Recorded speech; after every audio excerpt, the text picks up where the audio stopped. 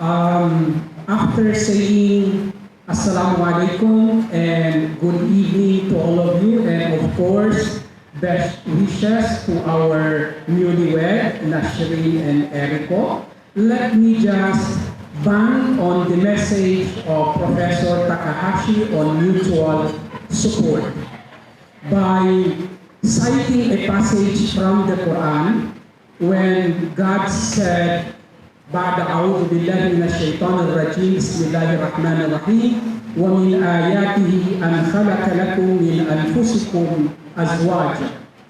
And one of the signs of God is that He created mates from among yourselves, meaning the equality is there, the sense of justice and equity is there. And it follows لِتَسْكُنُوا إِلَيْهَا, that you may find tranquility with them. And then it follows وَجَعَلَ بَيْنَكُمْ مَوَدَّةً وَرَحْمَةً, which means after giving tranquility, God gave two other bonuses. And those bonuses are love and mercy. And the last part says, إِنَّ فِي ذَلِكَ لَآيَاتًا لِقَوْمٍ يَتَفَكَّرُونَ. These are indeed signs for those who reflect, those who uses their tafakkur or thinking. So based on this passage or anchoring on this passage, my message or our message is very simple. May your love give or shine bright like the beacon of sun.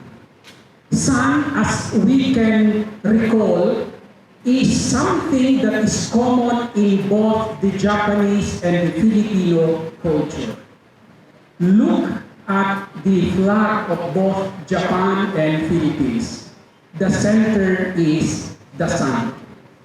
And we also know Japan as the land of the morning sun.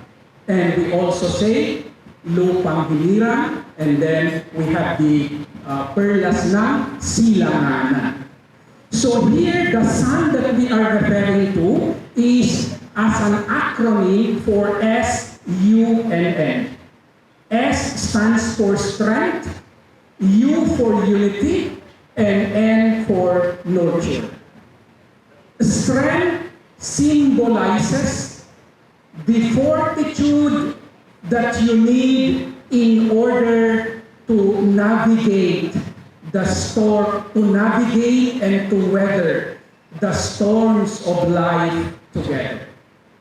And for unity, it emphasizes the unbreakable bond that you forge with your shared values and your experiences. And the last one is nurture.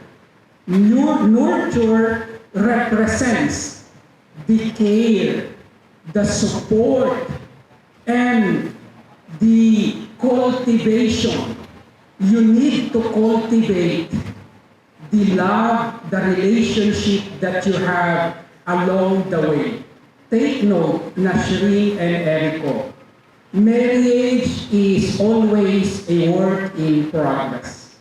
You are just beginning. This is not the end, the ceremony. So with that, at the end, we would like to say, may your love give warmth and light in order to